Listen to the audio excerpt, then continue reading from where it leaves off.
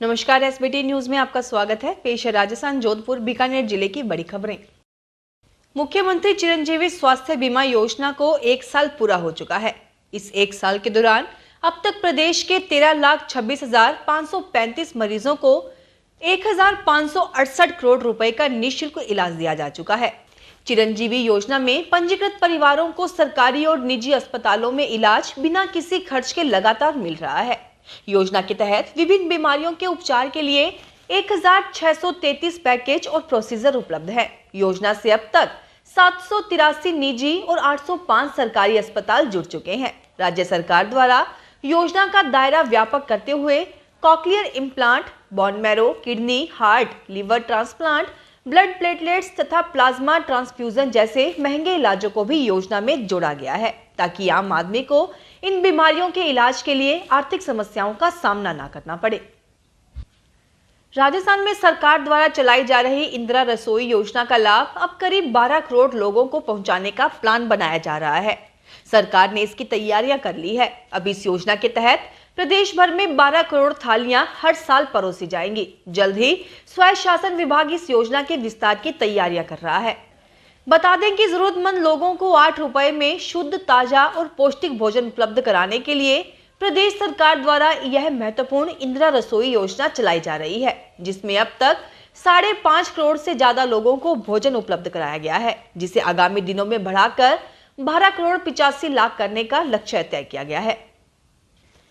सीकर जिले के श्री माधोपुर थाने में दर्ज धोखाधड़ी के मामले में पुलिस ने कार्रवाई करते हुए एक आरोपी मक्खन बावरिया को गिरफ्तार किया है। जानकारी के अनुसार पीड़ित को आरोपी ने भरोसे में लेकर पहले तो एक चमत्कारी कछुआ देकर उससे पैसे ले लिए और बाद में कछुआ भी नहीं दिया। थानाधिकारी करण सिंह खंगारोत ने बताया कि पीड़ित रिंगस निवासी भरत सिंह ने रिपोर्ट दर्ज कराई कि उसके साथ कुछ लोग कछुआ दिलाने के बहाने लाखों रुपए ले गए और ना तो कछुआ दिया और ना ही पैसे लौटाए। आरोपी मक्खन बावरिया और सुमन बावरिया ने उसे घर में कछुए को रखना सुख समृद्धि के लिए फायदेमंद बताया। भरत को 2 लाख रुपए में कछुआ दिलाने को कहा।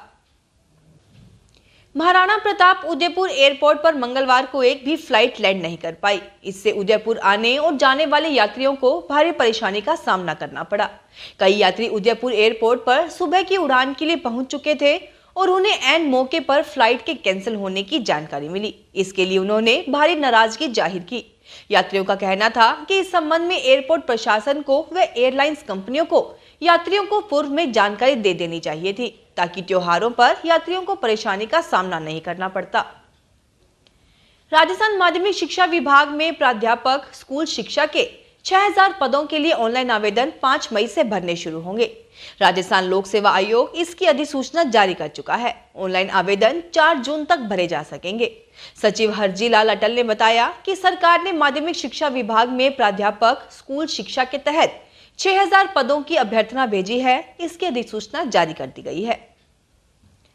राजस्थान की पहचान बन चुके Mahatma Gandhi English medium school में एडमिशन की प्रक्रिया शुरू हो गई है, जिसके लिए प्रदेश के 563 स्कूलों में कक्षा 1 से 8वीं तक के बच्चों का एडमिशन दिया जाएगा। अपने बच्चों के एडमिशन के लिए पेरेंट्स 10 मई तक जिला स्तर पर आवेदन कर सकते हैं। वहीं 14 मई को लॉटरी के माध्यम से बच्चों का सिलेक्शन किया जाएगा। इसके बाद 15 मई को लॉटरी के तहत स्कूलों में सिलेक्ट होने वाले बच्चों के लिस्ट जारी की जाएगी। इस पूरी प्रक्रिया में जो स्कूल पहले से चल रहे हैं, उनमें कक्षा 1 से 8वीं तक के स्कूलों में खाली हुई सीटों पर ही एडमिशन होगा। जोधपुर के जालोरी गेट सर्किल पर झंडा लगाने को लेकर हुए विवाद के बाद 10 थानों में कर्फ्यू लगाया गया है। इससे आधा शहर पुलिस छावनी में तब्दील हो गया है। जालोरी गेट चौराहा पर हुए इस बवाल के बाद पुलिस ने जालोरी गेट की ओर आने वाले सभी रास्ते बंद कर दिए हैं। जालोरी गेट सर्किल के आसपास स्थित गलियों में पुलिस अफसर खुद पेट्रोलिंग कर रहे हैं। गलियों के आसपास सादा वर्दी में भी पुलिस तैनात की गई है। जोधपुर कमिश्नरेट की आधे से ज्यादा पुलिस को प्रभावित इलाके में लगाया गया है। बीकानेर स्थापना दिवस तो अक्षय द्वितीया को होता है, लेकिन इसका सेलिब्रेशन अक्षय तृतीया पर होता है। मंगलवार को अक्षय तृतीया पर बीकानेर में मौसम के कारण पतंगबाजी कुछ प्रभावित हुई, लेकिन शाम होते होते छतों पर रौनक नजर आने लगी। 4 बजे ही ऐसा प्रतीत होने लगा जैसे परकोटे के भीतर बसा पूरा शहर छत पर आ गया है। 2 साल कोरोना के चलते पतंगबाजी तो हुई, लेकिन इस बार जोश कुछ ज्यादा नजर आया। बाजार में पतंगों की बिक्री भी जमकर हुई है।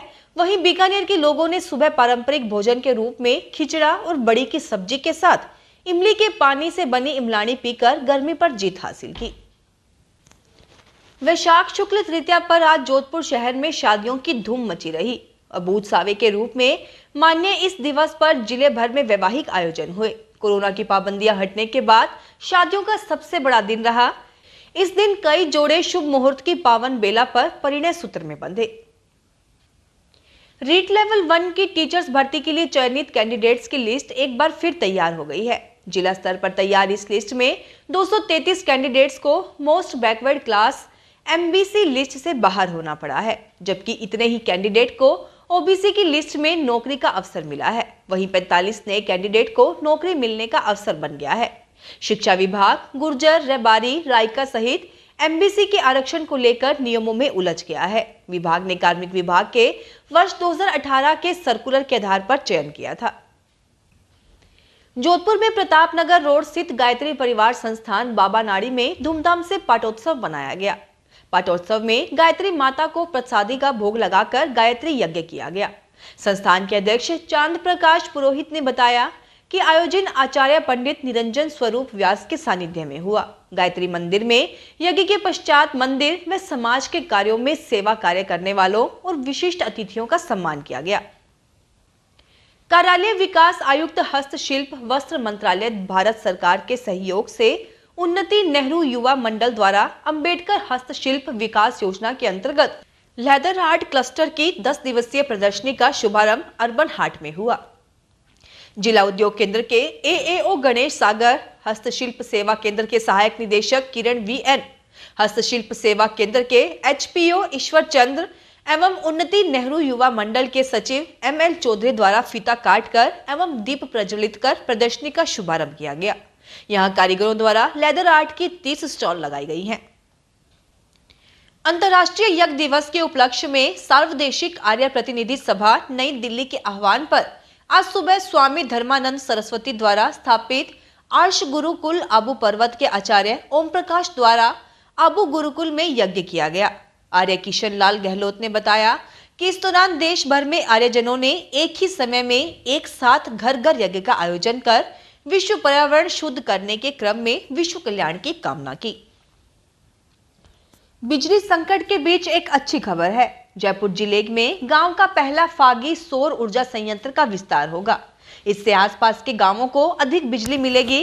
राजस्थान अक्षय ऊर्जा निगम के अध्यक्ष T रविकांत ने मंगलवार को फागी सौर ऊर्जा संयंत्र परियोजना का निरीक्षण किया। इस दौरान उन्होंने संयंत्र के विस्तार को लेकर अधिकारियों को निर्देश दिए। अध्यक्ष T रविकांत ने अधिकारियों को इस संयंत्र के विस्तार के लिए इसकी तकनीकी और वित्तीय परीक्षण कर प्रस्ताव बनाने के निर्देश दिए। राजस्थान में कोविड के बाद लगा था कि जीवन पटरी पर लौटा है, लेकिन बिजली कटौती ने कोविड से बड़ा संकट खड़ा कर दिया। सरकार को अपील करनी पड़ रही है कि प्रदेशवासी बिजली का सदुपयोग करें। इधर बिजली की मांग और आपूर्ति का अंतर बढ़ता जा रहा है और हालात ये हो गए हैं कि प्रतिदिन की डिमांड 14,200 मेगावाट को पार कर गई। बता दें कि आगामी दिनों में बिजली संकट बरकरार रहेगा और डिमांड बढ़ने का आकलन भी किया जा रहा है। विद्युत व्यवस्था पटरी पर नहीं आ रही, जिसके चलते ऊर्जा विभाग में जिम्मेदार पदों पर बैठ अधिकारियों के हाथ पांव फूले हुए हैं। इस बीच बिजली कटौती के निर्णय से पहले ऊर्जा मंत्री भंवर सिंह भाटी को बिजली कटौती का कदम उठाने से पहले विधायकों और जनप्रतिनिधियों से भी चर्चा करनी पड़ी। फिलहाल इस बुलेटिन में इतना ही, फिर हाजिर होंगे और बड़ी खबरों के साथ। SBT न्यूज के वीडियो देखने के लिए हमारे चैनल को सब्सक्राइब करें और नोटिफिकेशन पाने के लिए बेल आइकन को प्रेस करें।